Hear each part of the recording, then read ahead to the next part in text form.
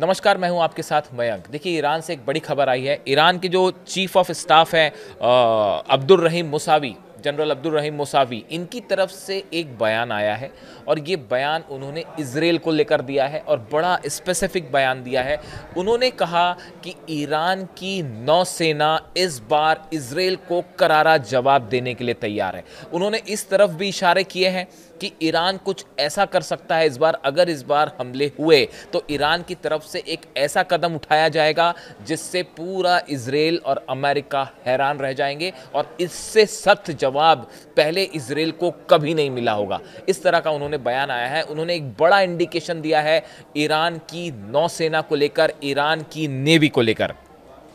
देखिए, हाल ही में 28 नवंबर जो बीती गई उसमें इसमें जो है ईरान का नौसेना दिवस था, नेवी डे बनाया गया वहाँ पे। और इस मौके पर जनरल जो है अब्दुल रहीम मुसावी जो है वो वहाँ पे चीफ ऑफ स्टाफ जो थे वो वहाँ पे पहुँचे हुए थे और उस दौरान उन्होंने ये बयान दिया।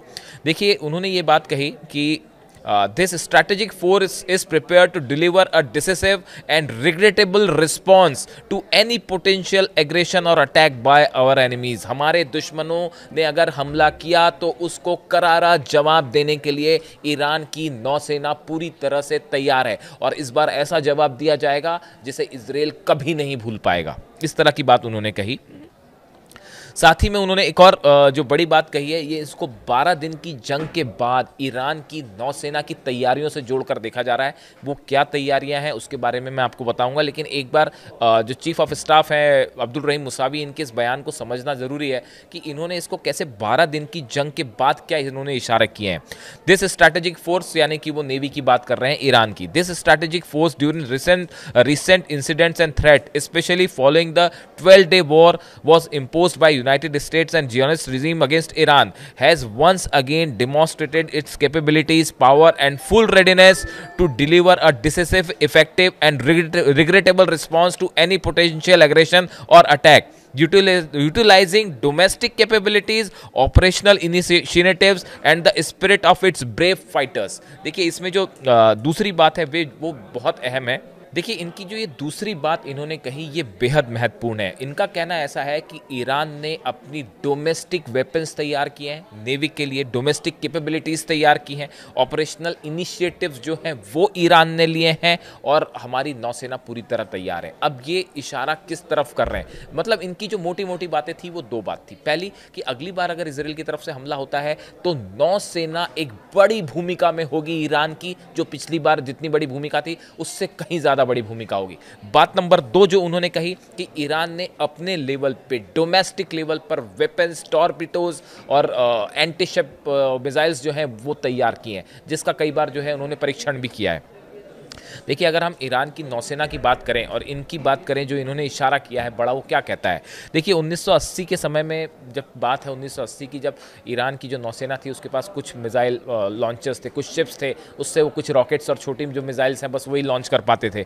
लेकिन देखिए, उसके बाद पिछले कुछ दशकों में आज स्थिति ये है कि ईरान की जो नौसेना के जहाज़ हैं वो चीन, रशिया, साउथ अफ्रीका, यहाँ तक कि लैटिन अमेरिका के हार्बर्स तक, बंदरगाहों तक पहुँच रहे हैं। वेनेजुएला के आसपास भी पहुंच रहे हैं। इस तरह की खबरें आई कि ईरान जो है वो वेनेजुएला की बड़ी मदद कर रहा है, ड्रोन्स के ज़रिए भी और कुछ जहाज़ों के ज़रिए भी हथियार पहुंचाने की कोशिश है। इस तरह की बातें भी आ रही हैं। देखिए, अगर हम स्पेसिफिक बात करें कि अगर ईरान की नौसेना की बात करें तो मकरान जो जहाज़ है ये वो जहाज़ है जो जिसे एक चलता फिरता जो है कॉम्बैट प्लेन, इसको जहाज माना जाता है। ये जो मकरान है ये करीब 1 लाख टन माल वेट लेके जो है वो ट्रैवल कर सकता है। 5 हेलीकॉप्टर्स इसके ऊपर होते हैं और कई सारे कॉम्बैट ड्रोन भी जो है इस पर रखे जा सकते हैं। इसे ईरान का एक चलता फिरता जो है नेवल बेस कहा जाता है। ये देखिए, ये डेवलपमेंट्स पिछले कुछ समय में ईरान की नौसेना में हुए हैं। ये एयरक्राफ्ट कैरियर तो नहीं कहेंगे इसे, लेकिन ये एक चलता फिरता बेस माना जाता है ईरान का, जिसमें काफ़ी सारे हथियार एक बार में जा सकते हैं।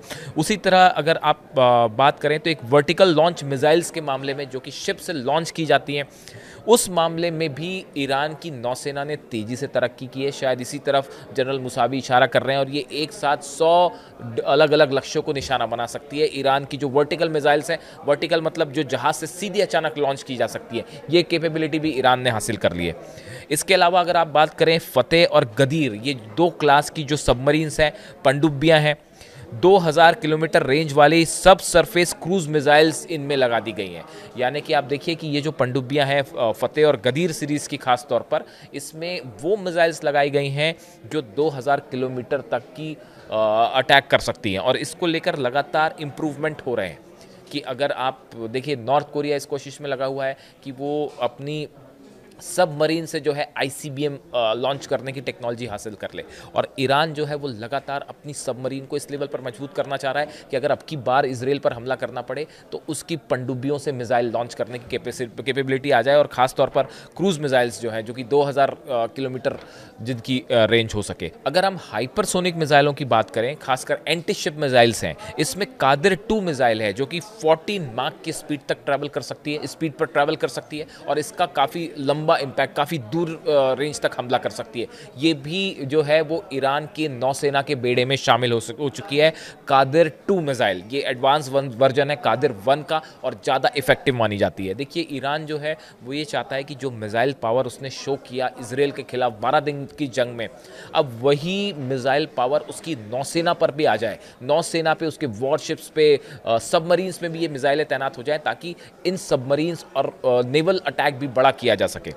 उसी तरह देखिए, ड्रोन्स जो हैं, ईरान ड्रोन के मामले में भी बहुत एडवांस है और बताया जा रहा है कि फेलिकन 2 जो ड्रोन है, इसका इस्तेमाल किया जा रहा है जो जामरान डिस्ट्रॉयर है उसके ऊपर से, यानी कि जहाज़ के ऊपर से ड्रोन्स फ्लाई करके दुश्मन को निशाना बनाने की कैपेबिलिटी भी ईरान ने हासिल कर ली है और लगातार इसमें एडवांसमेंट हो रहा है कि अगली बार जो ड्रोन लॉन्च किए जाएं वो समंदर से लॉन्च किए जाएं। और इसी का नतीजा है कि आज आप देखिए, फारस की खाड़ी की बात करें, हिंद महासागर की बात करें, लाल सागर की बात करें, यहाँ तक कि अटलांटिक महासागर की भी अगर बात होती है, तो यहाँ सब जगह जो है वो ईरान की नेवी का प्रेजेंस देखा जा रहा है, ईरान के जहाज़ों का प्रेजेंस देखा जा रहा है और 7500 से ज़्यादा व्यापारिक जहाज़ों को एस्कॉर्ट किया है ईरान ने पिछले कुछ समय में।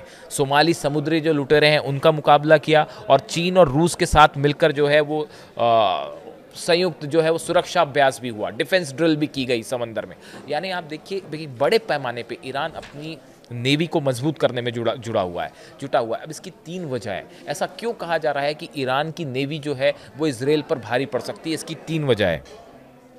पहला, इजराइल की जो नौसेना है, जो नेवी है, वो छोटी है, उसके पास उतनी ज़्यादा नंबर्स के मामले में उतनी ज़्यादा संख्या नहीं है कंपैरेटिवली। अगर आप इजराइल की आर्मी की बात करें, एयरफोर्स की बात करें, उस मुकाबले में इजराइल की जो नेवी है वो कमोबेश छोटी है और उतनी पावरफुल नहीं मानी जाती, पहली वजह। दूसरा, देखिए, अभी तक इजराइल का मेन फोकस रहा है ग्राउंड ऑपरेशंस पे, चाहे वो गजा में हो, चाहे लिबनान में हो, चाहे गोलन हाइट्स वाले इलाके में हो, चाहे सीरिया में, ग्राउंड ऑपरेशन या फिर एयर स्ट्राइक्स, ये 2 मामलों में इजराइल का फोकस रहा है, लेकिन नेवी के मामले में ज़्यादा फोकस नहीं होता है, दूसरी वजह। तीसरी कि समंदर में ऑपरेशन के जो है पर्याप्त संसाधन, जो रिसोर्सेज हैं, वो इजराइल के पास नहीं है, जो कि समुंदर में जो बैटल्स होते हैं, सी बैटल्स को काउंटर करने के लिए। ये 3 वजह है जिसके चलते ईरान ने बड़ी रणनीति बनाई है कि कैसे इस बार समंदर के जरिए इजराइल को घेरा जाए और अगर युद्ध होता है तो समंदर से स्ट्राइक की जाए इजराइल के ऊपर। इस बड़े प्लान पे ईरान काम करना शुरू कर चुका है और जनरल मुसावी के जो बयान आए उसको डिफेंस सेक्टर में इस तरह से जोड़ कर देखा गया कि ईरान की जो नेवी की तरफ इशारा है, ये आने वाले वक्त में इजराइल के लिए एक बड़ी चुनौती साबित हो सकता है। इससे जुड़ी जो भी अपडेट होगी या इससे जुड़े जो भी एडवांसमेंट होंगे, डेवलपमेंट्स होंगे, हम आप तक पहुँचाएंगे। Thank you so much.